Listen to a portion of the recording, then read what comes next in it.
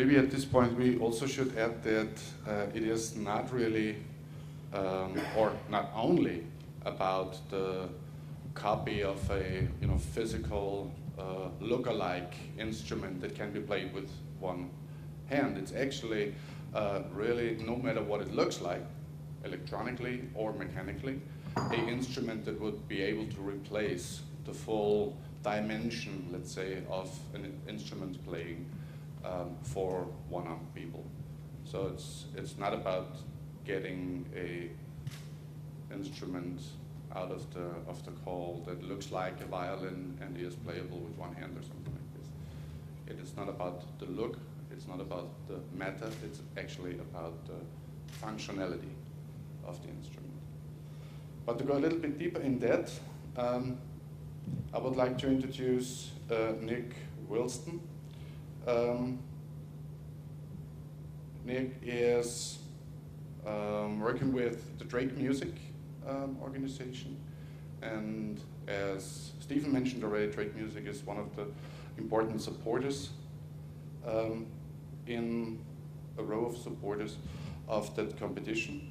Nick studied physics, BSc at the University of Edinburgh before continuing his studies, achieving an MSc in sound design from the same institution. Since graduating in 2006, Nick has worked freelance in a variety of different creative roles, including musician, artist, mentor, facilitator, consultant, and trainer. In his work, Nick often develops software and reappropriates technologies to create instruments, interactive installations, and improvised music. His work in the not-for-profit sector has chiefly been with Drake Music, a charity based in England, who aim to break down disabling barriers to music through innovative approaches to teaching, learning, and making music. Drake Music's focus is on nurturing creativity through exploring music and technology in imaginative ways, in short words. Well, please, Nick, come and tell us a little bit about your background and your experience. Okay.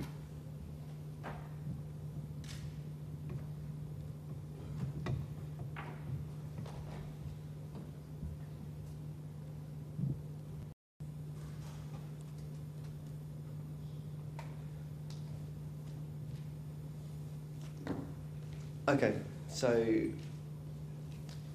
as Horst mentioned and Steve mentioned, I work for a charity called Drake Music.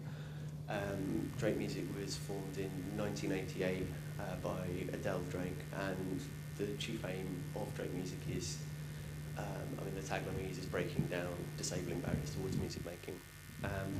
So just to give you a quick overview of what we're about, these are sort of our core objectives and what we generally use to describe our work. So I think Horst already read this one actually. It's a dynamic music and technology hub pioneering the use of assistive technology and developing innovative and imaginative approaches to music making.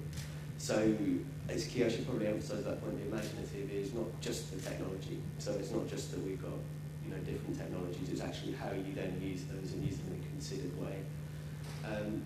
So our vision is perhaps a bit more important, is working towards a culture of integrated music making where disabled and non-disabled musicians work together as equals. So the reason I say that is non-disabled people can make music in lots of different ways and on loads of different levels.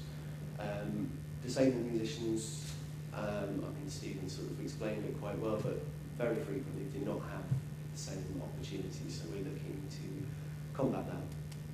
And again, our mission, I think, that again is just, this is how we work. We chiefly deal with physical disabilities. We do actually work with people with more profound and multiple learning difficulties, people with Asperger's, various other disabilities, but our main focus is on the physical barriers. And I think kind of what's key to us is it's always about quality music making. And that's what we aim for. It's about quality music making wherever we can achieve it. So this is our core sort of values, that everyone can fulfill their creative and musical potential given the right opportunities. Okay, just rush through these very quickly so I can get on to some of the more in-depth things about assistive technologies. But we want to widen access and engender genuine musical development. We want to increase the number of confident disabled musicians who are out there, and we want that on every level. So, you know, we don't want just one musician in a classroom confident about using some piece of assistive technology. We want, you know, people performing, as you know, Stephen was talking about, performing alongside with an orchestra at that level. We want to bring disabled musicians into contact with performers and composers at the highest level of music making. So this is, you know, the same idea. I think I'm going to bring up a slightly questionable anecdote that I read in a book from, it's actually a virtuoso bass player called Victor Wooten.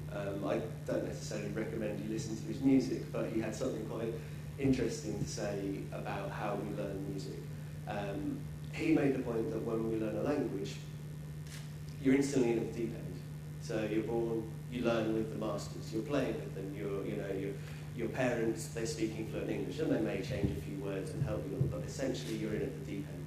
When you learn music, you start learning, and there's sort of a wealth of trumpet players in the audience, but I learned to play trumpet, and when I started playing trumpet, in some ways I found it almost unbearable for the people I was playing with. Not that I was of any better quality myself, but the general sound of a room full of people who can't play trumpet is not something you want to listen to. Whereas if you actually, you know, put one trumpet player who's learning amongst others, they aspire to more, they go for more.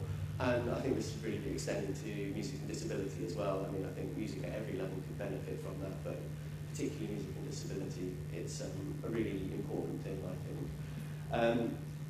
So also we aim to empower the musicians to develop their capabilities and pass on skills to others. So this is sort of, I guess, peer learning as well, the things that come out of this. You know, quite often assistive technologies, they can be quite different, they can be unique. And in some ways it levels the playing field, because then, you know, there's an instrument that, say, I don't know, a flute player may never have played before. There's a disabled musician who's playing a completely different type of instrument, and all of a sudden it's sort of back to the ground level and everyone has to learn how to play it. You know, it's a new challenge, and it can be quite interesting what comes out of that. So, you know, and we also want to encourage collaboration between disabled and non-disabled musicians. And we also explore research and develop new ways of working, as I said, technology and ideas, approaches. Okay. So this is another, for me, key point. So I put it in big and bold, but our focus is on people's active participation in music making rather than music as therapy. Quite often, or in fact, in my view, all too often, you will see disabled musicians almost subjected to music therapy. It's this passive activity. You're put in a room, some guy plays an acoustic guitar song you don't like at you, and that's supposed to be therapeutic. Whereas the actual participation is actually making the music, and the net result can be therapeutic. But the aim is on the actual performing of the music. You know, the sort of byproduct is this therapeutic effect. It may be great, but it's aiming to make music.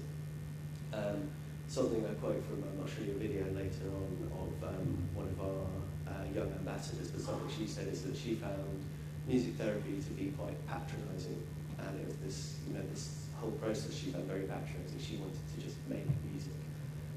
So that's kind of where we're there to fill that gap, to help people make music. Okay, so I've been saying assistive music technology quite a lot.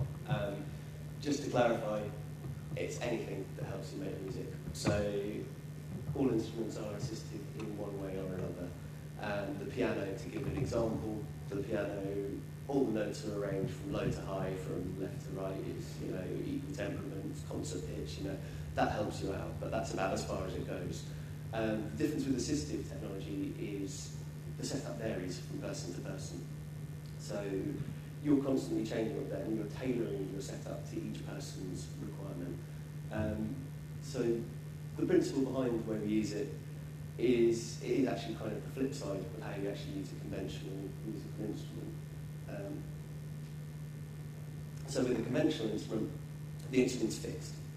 The musician has to master the instrument, so that's kind of the process, and it's almost the musician, they kind of almost have to sort of subordinate themselves to the demands of the instrument. So the instrument says, this is what you've got to do to make a noise out of me, and you have to learn that. Assistive approach takes the person and takes their interests, what they do, and sort of builds a tailor-made thing. So it's kind of a slightly different approach. It's basically about creating a way of playing that's absolutely right for one person, and this is what we were talking about. It becomes very bespoke. So not necessarily just physically and musically, but the other key thing that we bear in mind is it has to still present a challenge. You know, it's no good creating something that helps you play, I don't know, a piece of Shostakovich if all you do is press one button and it plays it. There's no interaction, there's no fun. I put together just a sort of page of examples. I think you guys are probably going to be fairly familiar with all these things. They're all sort of standard types of sensor, but they're all things that we use. I don't want to dwell too much on it right now, but you know, switches, motion sensors, different mouses for controlling computer, touch screens are, you know, very, very useful now as they've sort of improved in their quality. I mean, the iPad as well has been something that's been really valuable to our work. I mean, I sort of publicly mocked them when they came out and said they were ridiculous, undersized iPhones. And then I realised that, hang on, it's this no-profile switch, you know, and you can, I don't know, even using Touch IC, you can very quickly put the buttons where you want them in the exact positions of someone who wants to play them. So it's possible. Again, Steve mentioned sort of more mechanical things. We have a thing called a magic arm. It's like an incredibly versatile mic stand. You can position anything in any direction you want, and Velcro. That's one of the key bits of equipment for someone working in the line of assistive music technology. So you can fix things to each other and do it quickly, you know, and it won't move. So that's, you know, another thing. Quickly, vibroacoustics. So for people who are hearing impaired, so you can feel vibrations, enhance sort of physical sensation, or, you know, braille if you're visually impaired, so you can read a score. One that I'm just going to focus on quickly, because it seems to be a fairly standard one that we see in schools across the UK, I dare say outside as well, but the sound boom. What you can see there is ultrasonic sensor, so that red thing's just like a, you know, torch on a mic stand basically. It sends out just ultrasonic pulses, bounce off whatever it hits, they come back, it works out how far away it is, and assigns a MIDI note which plays a note. So essentially you're dealing with a huge MIDI keyboard, so you can adapt what notes they're in and what order they're in, and you can play phrases, and you can work with it in that way. There are some fairly major drawbacks to this, and before I get to that, I want to just actually play you a video clip of someone performing with some assistive music technology. Now this is, as I mentioned earlier, Charlotte. This is a video of her performing something very similar to the sound beam. I think it's actually called, it's a MIDI sensor, but it's basically the same thing. I think it works with magnetic fields rather than ultrasonic, but the principle is the same. And I just want to show you a video of a performance so you get an idea of what currently is happening. Do I have sound ready? Yeah. Yep, thank you.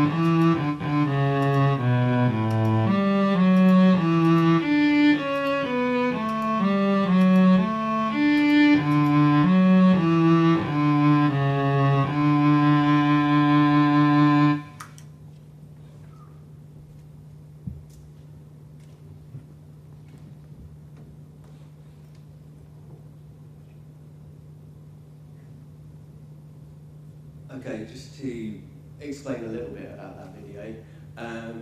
Charlotte, as I said before, was one of our young Drake Music ambassadors. She came to us, she wasn't born with any disabilities, she actually had a horse riding accident and as a result was left as a wheelchair user, very little motion. So what you watched there was her performing with similar motion sensor on the head, and now that's her triggering all the notes. What's perhaps a little bit less obvious immediately is that I think with her right hand, no, so with her left hand in fact, she is triggering the different scales and the phrases, so the different set of notes. So as she triggers, and you see every now and then she'll push something that chooses the notes that she's playing. Her right hand, she has another switch which essentially mutes the sensor, so no signal comes through in case she wants to either jump somewhere in the scale or she wants to just move her head without triggering the note. So that gives you a sort of idea. One of the main things about that video for me is, I suppose, some of the issues you can do comparing that to musical interaction. Firstly, expressive playing. Everything comes through at the same amplitude. So there isn't really this expressive sort of dynamic range that you get with a traditional instrument. It's quite limited in what you can do with the sound beam. In actual fact, what you can do, and what was suggested to Charlotte, was have a second motion sensor that controlled the amplitude. Now, in this instance, it was, she basically decided it was too much of a challenge. To put it in context, to get to that stage with that performance, she had a one-on-one session with one of my colleagues every week of the academic year to get to that level, which I suppose brings up one thing that is sort of, it's tied into complex setups being an issue, but that setup is, it may not be too complex for sort of an institution such as Ars Electronica, but for your average teaching assistant in a school, it's not really possible. It's too much information, and it takes too long to set up. There's too much bespoke information going on there. It needs to be something a bit more out of the box for it to have the impact. I mean, the calibration side of things alone, which is part of there, is, you know, actually just getting the right range on a sensor. I mean, the sound beam is a bit of equipment you see in a lot of schools where there are pupils with special educational needs, and I could probably count on one hand the number of schools I went into and saw it out of the box and actually being used regularly and used effectively. Quite often it ends up sitting in a cupboard because no one knows how to use it, and it's an expensive bit of kit that no one can really work. Sound quality, I mean, that was sort of, I think, fairly standard. I think that came through reason ultimately there. You can improve it to a certain extent. Certainly when I do workshops, things get run through Logic. You know, you run through a multi-channel sound card, you can improve that. But you're still then limited if you have more than one player, sound source. If you've got 4 players, chances are they're all going to be submixed and going through one set of speakers, which means there's no definition of the sound. Any orchestral instrument, the sound comes from that instrument. There's a very clear ownership. This is my sound, I'm making this sound. There are ways around it. The way we would practice would be to make sure every participant gets time to experiment with their sound and identify their sound clearly. But this all takes time. If it was something that was creating its own sound source, then it's a very different thing. And I mentioned before, price, sound beam units about £3,000, so I guess nowadays it's probably €3,000, but it's, you know, it's incredibly expensive bit of kit, especially if there's no one trained up to use it. I suppose, I don't, you know, mean it all to be sort of completely doom and gloom. The upshot of the work with Charlotte has been, well, quite frankly, brilliant. I mean, the benefits, first thing, I mean, for me, is the smile at the end of that video. You can see the impact there, you can see that she loved it. Second benefit, she went home throughout that entire academic year working, and even though she didn't have access to it, she went home and practiced the movements. So she practiced the same as you practiced the fingering on a trumpet piece or anything else. She practiced those movements at home. She didn't have access to the equipment and the setup to do it, but that shows a real sort of musical drive, and it was sort of, I think, correctly identified by a colleague of mine who, you know, sort of really persevered and pushed the funding to work one-on-one with her. So a few years down the line, this is 2009, Charlotte actually composed a piece of music for a Norwegian symphony orchestra. It was for a festival at the Norwegian Lights as in January. I believe the place, I'm not too good with my Norwegian geography, I'm afraid, but I have the name written down. I think it is Tromsø.